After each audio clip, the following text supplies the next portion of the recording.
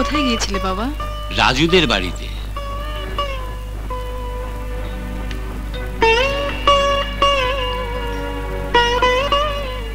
মা, একটা কথা বলতে চেয়েছিলাম। কি কথা বাবা? বলছিলাম কি, তুই তো এখন বড় হয়েছিস, বিয়ে শাদী দিতে হবে না? বাবা, আমি চলে গেলে তোমার বুঝি খুব ভালো হয়? না রে মা, না। মেয়ে বড় হলে বাবা মার কর্তব্য তাকে বিয়ে দেয়া। আর যদি তোর মা বেঁচে থাকতো তাহলে কতই না খুশি হতো। মারে, আমি তোর জন্য যে ছেলে ঠিক করব সে তোরও পছন্দ হবে। আমার পছন্দের তুই একজনই, সুজন। কি ভাবছিস মা? কই কিছু না বাবা। পাগলি মেয়ে, তোর মতামত না নিয়ে তোকে আমি কিছুতেই বিয়ে দেব না। তুই যেখানে হ্যাঁ বলবি আমি সেখানেই বিয়ে দেব।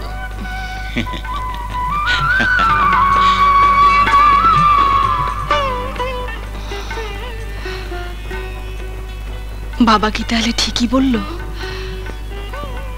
আমার পছন্দের ছেলের সাথে বিয়ে দিবি?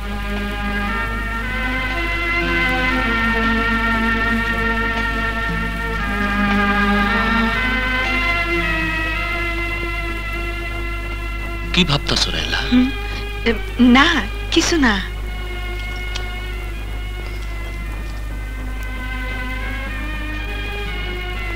কিছু না কইলে হইল? আমি তো দেখতেছি তুমি ভাবতেছ। কও না। আচ্ছা রাজু, তোমার আমার মিলন হইব? হঠাৎ কইরা অমন কথা কইতাছ কেন? কারণ তোমরা বড় লোক, আমরা গরিব।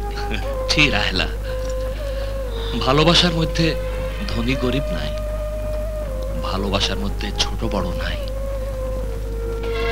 ভালোবাসার কাছে সবাই সমান।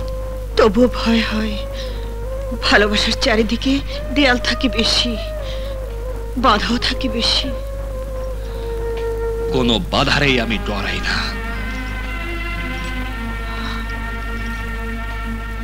তোমারে আমি ভালোবাসি, এটাই সত্যি। সত্যি রাজু, তুমি তুমি আমারে এত বেশি ভালোবাসো? না, সত্যি ভালোবাসি রাজু।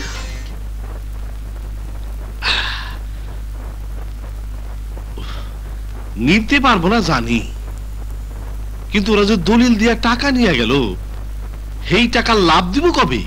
ওরা কয় লাভ দিতে পারবো না। লাভ দিতে পারবো না? তাইলে বুঝি ওইসব বন্ধকি জমিগুলা আমার হয়ে গেল গা? এছাড়া আর কার হইব? আপনি হইলেন এই তল্লাটের টাকার মানুষ। এই টাকা দিয়া দলিল রাখেন আর জনগণের উপকার করেন। এটা তো জনগণ বোঝে না। কত কষ্ট কইরা টাকা ইনকাম কইরা সেই টাকা দিয়া খালি কাগজের দলিল রাইখা রেখা আলমারি ভরি জনগণের সেবা করি।